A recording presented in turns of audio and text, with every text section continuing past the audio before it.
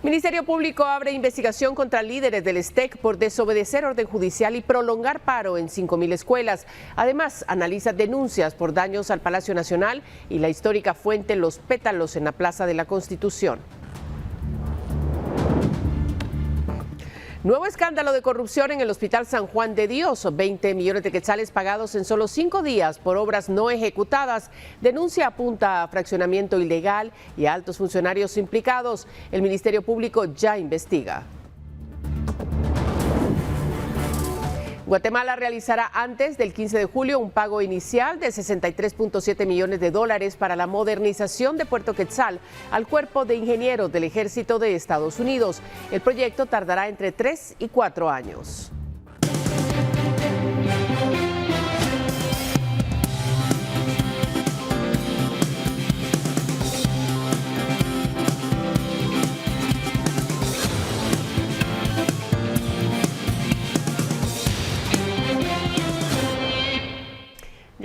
Llegó la hora de las noticias. Gracias a usted por estar con nosotros, sintonizando esta emisión estelar. Todo listo, todo preparado para que hablemos de lo más importante de este día. El Ministerio Público comenzó las diligencias sobre el incumplimiento que ha tenido el STEC respecto a una resolución emitida la semana pasada. La misma obliga a los maestros a levantar la asamblea permanente en la Plaza de la Constitución. El Ministerio Público comenzó diligencias en contra del Comité Ejecutivo Nacional del Sindicato de Trabajadores de la Educación. El STEC incumplió una sentencia emitida por el Juzgado Quinto Pluripersonal de Trabajo y Previsión Social, la cual establece que deben levantar la asamblea permanente que ha interrumpido las clases desde el pasado 19 de mayo en unas 5.000 escuelas. La orden del juez también indica que, en caso de desobediencia por parte del STEC, se certificará lo conducente a las autoridades del MP. Ahora es el ente investigador el que debe accionar. La Fiscalía ha solicitado una serie de informes a distintas dependencias, entre ellas el mismo Juzgado Quinto, así como también al Ministerio de Trabajo. También se han solicitado información al Ministerio de Educación, con la finalidad de poder establecer si efectivamente ya se encuentra en firme esta resolución o si existe algún otro recurso pendiente de resolverse. De confirmarse pues que no existe otro recurso pendiente de resolverse dentro de este procedimiento, pues estaría configurando el delito de desobediencia regulado en el artículo 420 del Código Penal. Según el Procurador General de la Nación, Julio Saavedra, esta resolución no se aplica en contra de los maestros como tal, sino en contra de los dirigentes del sindicato. Se trata de la dirigencia del STEC y los delegados de las seccionales y subseccionales que reiteradamente se han opuesto, que se resisten a cumplir resoluciones judiciales. No es en contra de los maestros, es en contra de estas personas en concreto que se resisten a cumplir lo resuelto por los jueces. El Ministerio Público también informó que recibió 2 denuncias por daños que los maestros habrían ocasionado al Palacio Nacional y a la Fuente de los Pétalos, ubicada en la Plaza de la Constitución. Ambas denuncias ya están en investigación por parte de la Fiscalía de Delitos contra el Patrimonio Cultural. Con imágenes de Juan Diego González, para Noticiero Guatevisión, reportó Leslie Sánchez. Mire, autoridades del Hospital General San Juan de Dios denunciaron otro posible caso de corrupción en la adjudicación de obras no ejecutadas o incompletas por 20 millones de quetzales. Es que son como 20 eventos míos, supuestamente de 90,000. Y esto pues ni siquiera se lleva 90,000, ¿va? Y solo la pintada, como que no es así, ¿va? Es mucho gasto pues para los 90,000 para esto. Más de 280 eventos subidos para adquisición a través de compra directa es el nuevo caso de corrupción develado en el Hospital General San Juan de Dios. Es un total de más de 20 millones de quetzales para remozamientos, en lo que incluye curvas sanitarias, topes de camillas, pintura, que muchos de esos no fueron realizados y lo poco que se hizo fue sobrevalorado. Las órdenes de compra, la mayoría por 89,000 quetzales y que fueron pagadas en menos de una semana. Durante el periodo fiscal 2022, en la administración de Jorge Flores se fraccionaron contrataciones para remozamientos en el centro asistencial. En tan solo 5 días se autorizó el pago de 20.447.000 a la empresa Construcet, mismo tiempo en el cual se subieron y aprobaron los eventos. Para sacar 228 órdenes de compra en 5 días, tuvieron que organizarse y estar todos de acuerdo, no solo los trabajadores del hospital que estuvieron en su momento, sino que la empresa misma. Entonces es imposible realizar remozamientos de 228 procesos en 5 días. En este lugar deberían de existir placas de aluminio. Son los topes de camilla, esquineros y curvas. Sin embargo, pese a que se pagaron eventos millonarios por ellos, en algunas áreas, como en maternidad, ni siquiera se cambiaron los antiguos. ¿Cuántos días duró las curvas sanitarias? Como 2 o 3 días.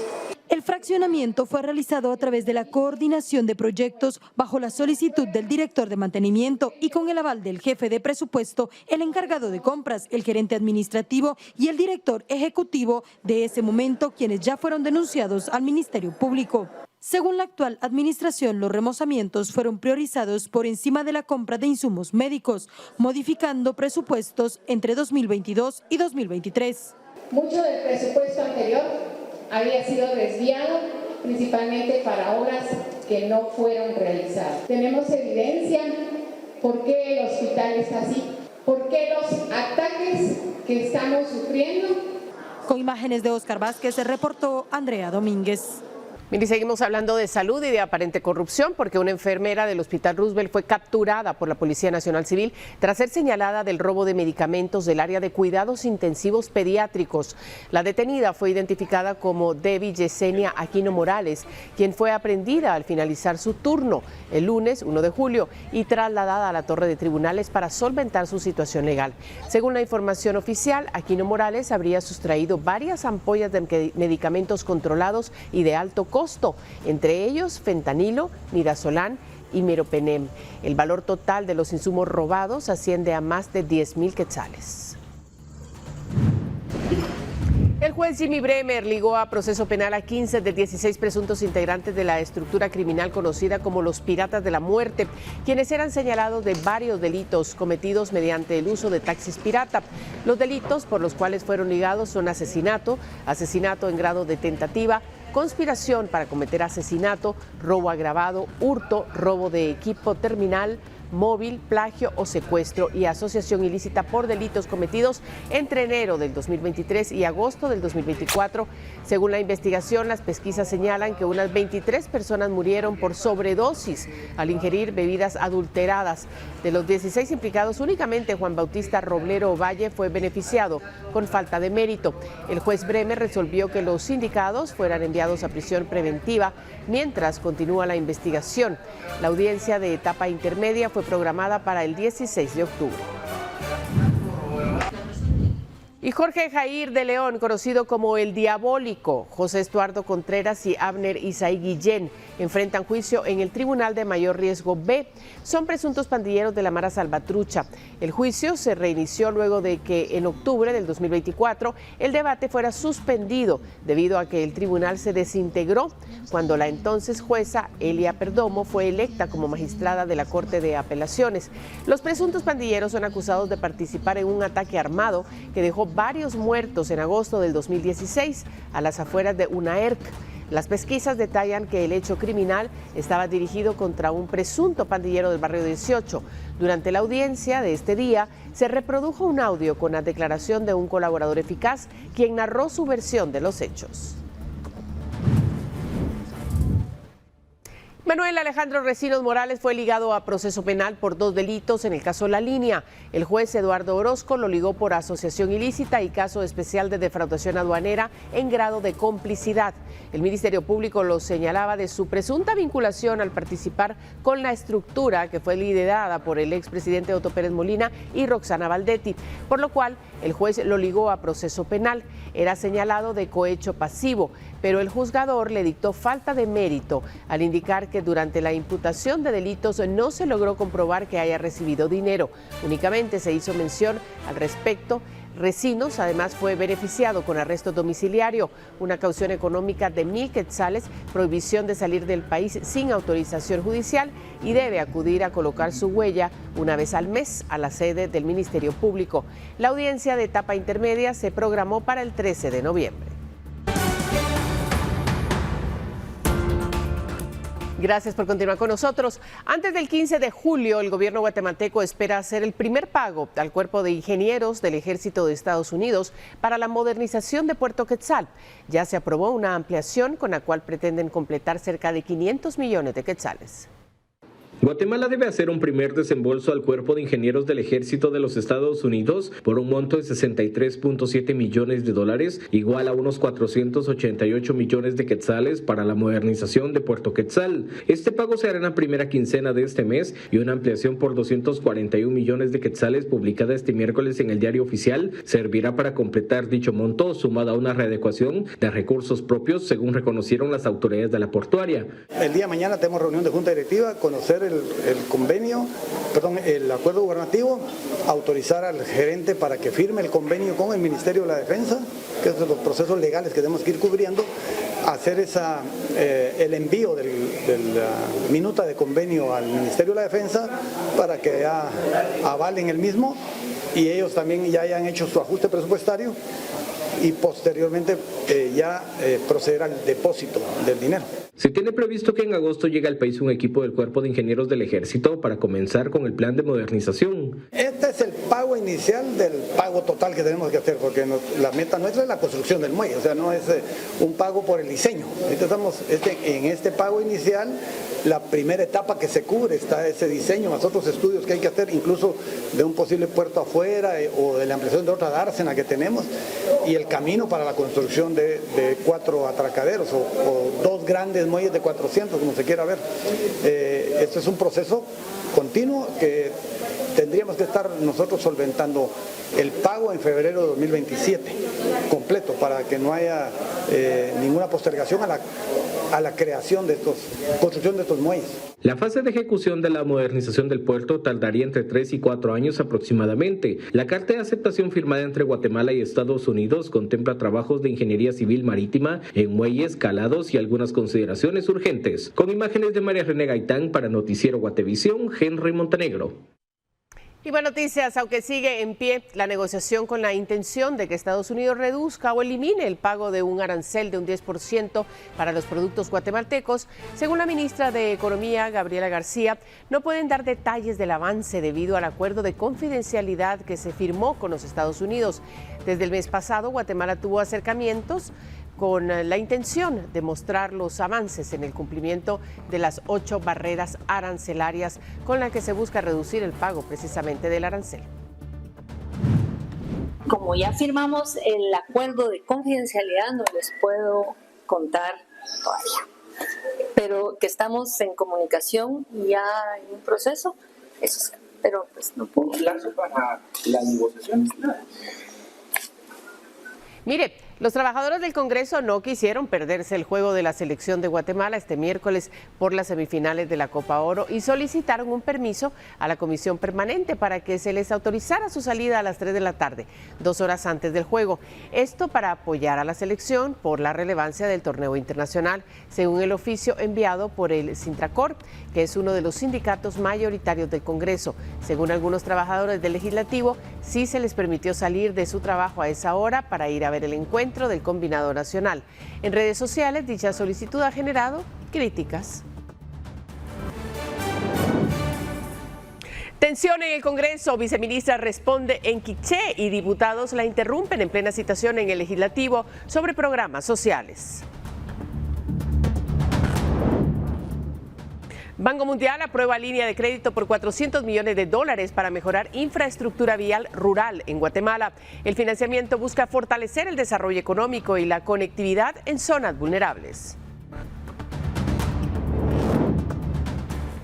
Armada de Colombia intercepta por primera vez un narco submarino no tripulado en el Mar Caribe. La embarcación, vinculada al Clan del Golfo y equipada con tecnología avanzada, representa un nuevo desafío para la lucha contra el narcotráfico.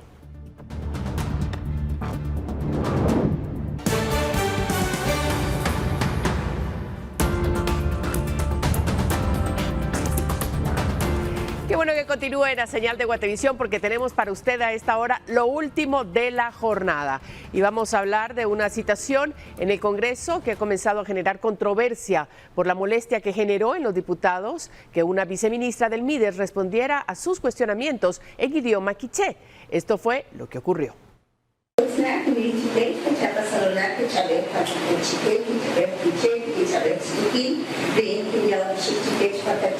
Contesta en español, ¿qué es? ¿Para cuándo está? Ahí están las cámaras en vivo. Así de tensa fue la citación ocurrida el pasado 25 de junio en el Congreso, donde los integrantes de la Comisión de Desarrollo Social se mostraron molestos porque la viceministra de Protección Social del MIDES, Berta Zapeta, respondió en idioma quiché a sus cuestionamientos sobre los comedores sociales, según un video compartido por el MIDES en sus redes sociales. Todo comenzó cuando el presidente de la comisión, Sergio Enríquez Garzaro, pidió una explicación sobre dicho programa en Sololá. ¿Cuándo nuestro pueblo de Sololá va a tener comida? Quiero saber cuándo lo van a hacer. La funcionaria explicó que están trabajando en 3 municipios, pero no ha ingresado con el programa en Sololá, lo cual provocó que los diputados nuevamente la cuestionaran y ella respondió en quiché. Allá también está saliendo, aquí también está saliendo. Contéstenle al pueblo guatemalteco cuándo le van a dar comida.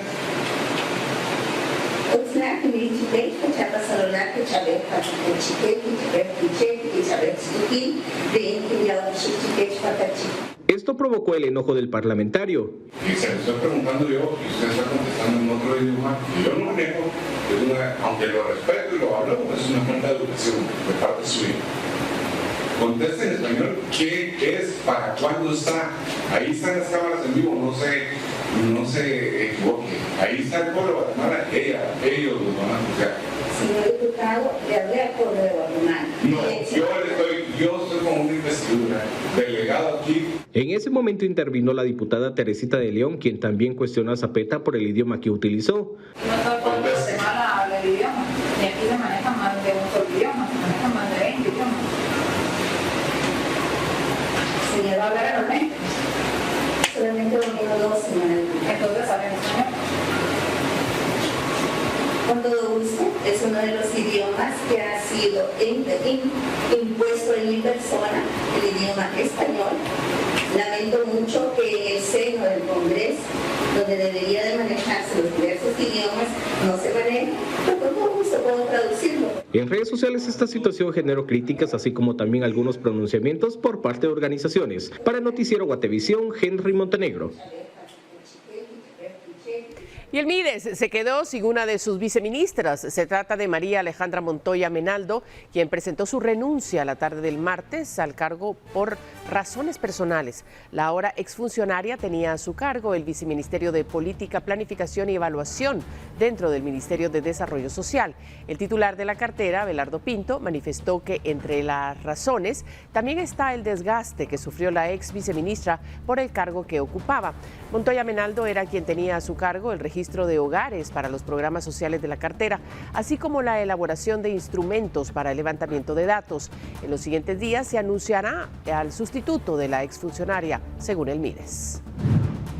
Fueron motivos personales, en algún momento hubieron algunas circunstancias que a ella fueron, el trabajo del viceministerio que ella dirigía es muy demandante, también es muy desgastante, ¿verdad? Y creo que tarde o temprano, creo yo que pasa facturas, llamémosle así, ¿verdad? En la parte personal, en la parte de salud, en la parte de mental también, ¿verdad? Por la presión que uno mantiene, y creo que ella tomó una decisión de retirarse y le deseamos lo mejor y todos los éxitos en lo que ella emprende. Bueno, y vamos a otras noticias porque según los recolectores de basura y guajeros, aún no se han definido los acuerdos respecto al reglamento que obliga a separar los desechos sólidos, pese a que hace 2 semanas la ministra de Ambiente, Patricia Orantes, aseguró que ya se tenían los acuerdos definidos y que solo faltaba hacer las modificaciones al reglamento. Los recolectores comentaron que no ha existido la firma de ningún consenso y durante los últimos 5 meses han trabajado de la misma forma que lo hicieron antes de que entrara en vigencia el reglamento. En febrero de este año, cientos de recolectores y guajeros realizaron varios bloqueos en la ciudad capital, pues aseguraban que quedarían sin trabajo.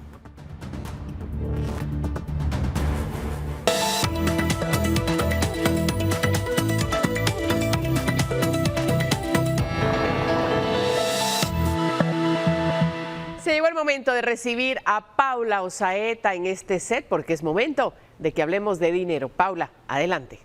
María Luisa, ¿cómo estás? Buenas noches. Este miércoles quiero contarles que 20 emprendedores, en su mayoría mujeres originarias de distintos municipios de Sololá, participaron en el taller Fundamentos de Emprendimiento, una iniciativa que fortaleció sus capacidades empresariales con temas clave como la modelación de negocios, la validación de propuestas de valor y la sostenibilidad empresarial. La jornada destacó por el intercambio de experiencias y una participación activa que fomentó el aprendizaje colaborativo. Esta acción forma parte del compromiso del Viceministerio de Desarrollo de la MIPYME por impulsar una cultura emprendedora formal, innovadora e inclusiva desde los territorios. Y vamos a cambiar de tema porque el directorio ejecutivo del Banco Mundial con sede en Washington aprobó una línea de crédito por $400 millones, unos 3.080 millones de quetzales, que serán destinados a mejorar la infraestructura vial en zonas rurales de Guatemala.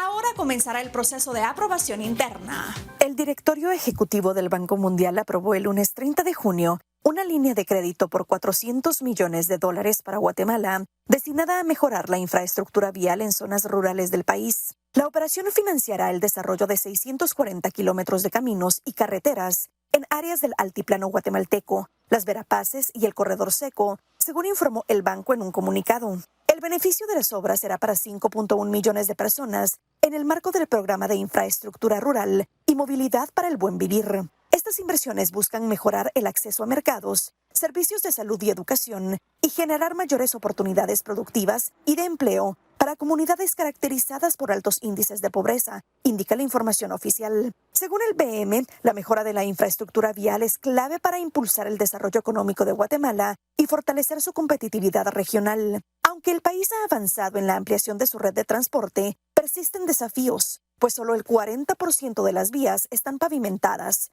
lo que limita el acceso a mercados y servicios y restringe el crecimiento del comercio interno y externo. El proyecto también incluye un programa de mantenimiento a largo plazo para garantizar la sostenibilidad de las vías rehabilitadas y construidas. El Ministerio de Comunicaciones, Infraestructura y Vivienda fue la entidad que solicitó el apoyo financiero. La estructuración del proyecto comenzó en 2024. Y mire, quiero hacerle una pregunta. ¿Está pensando en emprender? Cuidado con los mitos que podrían hacerle tropezar. Ponga mucha atención. Y es que un artículo publicado por Entrepreneur desmitifica 4 ideas equivocadas que frenan a muchos emprendedores. El primer mito es que emprender es un camino solitario. Esto es falso. Buscar aliados, compartir sus dudas y abrirse a recibir apoyo puede marcar la diferencia. El segundo mito es que debe ser intrépido y no tener miedo. La realidad es que todos los fundadores sienten temor, pero lo importante es avanzar a pesar del miedo. El tercer error común es creer que solo se triunfa si se innova de forma revolucionaria. En realidad, mejorar lo que ya existe también puede ser un modelo exitoso. Y el cuarto mito es que debe expandir su red lo más rápido posible. La recomendación es hacerlo de forma estratégica y auténtica, construyendo relaciones genuinas. En resumen, el éxito emprendedor no depende de ser perfecto, sino de ser constante, curioso y realista. Póngalo en práctica. Yo regreso mañana con más consejos. A un año de su lanzamiento oficial, Synergy Industrial Park presenta avances en infraestructura, generación de empleo e instalación de empresas en este parque industrial que por su infraestructura de clase mundial está marcando un antes y un después en la región. Con una inversión de más de $45 millones y 500 hectáreas de terreno, el proyecto ofrece una infraestructura con estándares internacionales, conectividad logística privilegiada y un fuerte compromiso con la sostenibilidad. Desde su llegada a Escuintla ha contribuido con la contratación de mano de obra local, generando más de 1.400 nuevos empleos directos. Tenemos instaladas empresas de diferentes industrias, tanto locales como internacionales. Dentro de las industrias hay alimentos y bebidas, textiles, empaques, tenemos azúcar, son empresas referentes, como les mencionaba anteriormente, referentes en sus industrias tales como Ferco, Plastimax, Colombina, Pantaleón, tenemos también Hogartex, tenemos otra compañía que es muy relevante para que todos conocemos y es Cervecería Centroamericana. También contamos con Mave, que es un cliente que va a tener 15,000 metros cuadrados de techo alquilados de largo plazo para centralizar la operación y la distribución para Honduras, Guatemala, El Salvador, y Supertex, que es una empresa de textiles de alta confección. Debido a su posición estratégica, Cenergy facilita la conexión con las principales autopistas del país y con fronteras internacionales hacia México, El Salvador y Honduras. Tenemos una ubicación muy privilegiada y estratégica en donde convergen muchas autopistas muy relevantes del país, lo cual facilita mucho la distribución en el país per se, como Guatemala, pero también la distribución hacia México, El Salvador, Honduras, y estamos a 50 kilómetros del puerto del Pacífico, lo cual es el puerto más importante del país también, en el cual ingresan 65% del total de las importaciones. Entonces, la ubicación es otro diferenciador, sin lugar a duda, y un tercero diferenciador, les diría que es el estándar internacional con el cual estamos desarrollando Synergy Industrial Park. Para Guatevisión, Carlos Paredes. Así llegamos al final, agradeciendo su sintonía, por supuesto, recordándole que mañana regresamos con más noticias. Buenas noches.